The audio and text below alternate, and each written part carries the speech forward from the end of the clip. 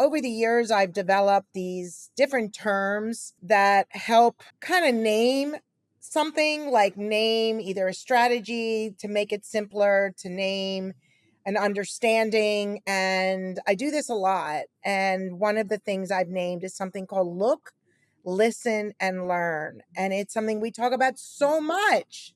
Yeah, yeah, especially when we're in parent lectures and we're kind of talking with different families because as you mentioned, I think a lot of times we focus so much on the behavioral aspect, right, in treatment where it's like, okay, well, we want to work on getting our individuals to be more engaging, to get them to, be more socially confident in communicating in various settings. But we don't always think about how we need to be listening and learning from them, right? Because a lot of times they're showing us certain things that I think if we don't necessarily look, listen, and learn, and we'll go through each three, all three today, I think it's really hard to overcome, selective mutism fully and also for us to really meet our kids halfway. So I'm really excited to talk about this today because I think this is something that we definitely talk a lot about with our families, but I think a lot of the listeners who maybe aren't currently working with us or who just want to continue to learn skills, I think they'll get a lot out of it. Yeah, I mean, it's a compassionate, kind of structured framework that helps adults, others involved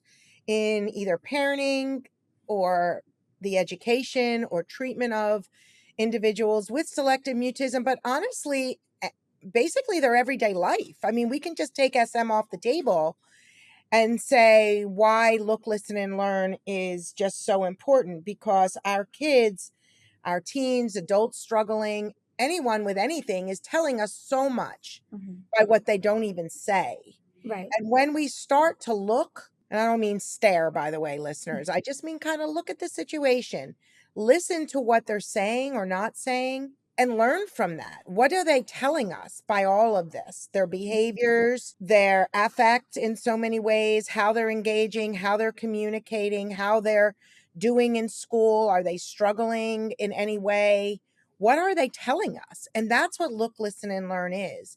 Because to truly be effective in planning and developing treatment programs, we need to understand them. And we talk a lot about the whys and we talk about the baseline stages on the social communication bridge. But part of that is look, listening, and learning. So let's talk about look beyond words. Like, what are they not saying, right? When a child isn't Mhm. speaking, it's so easy to focus on silence and trying to get them to become, what do we do to help them become, more communicative? But if we look at their body language, their facial expressions, their posture, their physical movement, it can tell us so much. Want to share that a little bit about the look?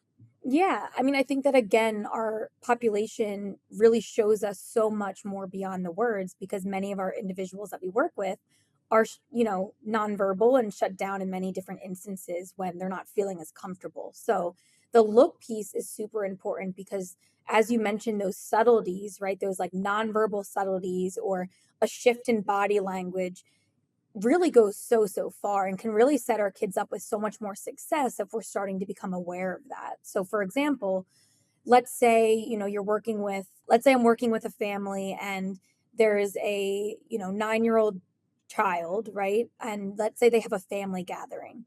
And I'm kind of prepping the family, we're talking through it, and they come back and I, start asking about how things went. And mom starts telling me, oh, it went really well. However, the minute that uncle and three cousins showed up, I noticed my daughter completely shut down. But it's weird because she hangs out with them all the time. Right. And so I might say, okay, well, that's a great scenario. Like, let's break this down. Like, what did you notice? Like, right, when you looked at your daughter? And so maybe mom goes, well, I guess I did notice that she kind of clung closer to me, like more than typical. Like I noticed that she was kind of like tugging behind me, but I did notice that she was kind of looking in their direction. So she was curious what they were doing, but maybe she was kind of behind me. And so I might say, okay, well, what do you think that shows, right? Like, does that show that she maybe might just need a little bit more warm up time, or she might just need to kind of latch a little bit closer to you because maybe being in like large, loud, lots of people environments can feel overwhelming. So if five people walk in, maybe there's a shift in expectation or a shift in just kind of this sensory overload at that time. And so again, like just giving you a little example, but in that scenario, I mean, we obviously can break that down in a whole session or two, but just from that moment, the look piece is where we kind of assess more into like what is your daughter or your child actually doing, right? So she was kind of latching a little bit behind mom, right? Like she was kind of tugging a little bit closer.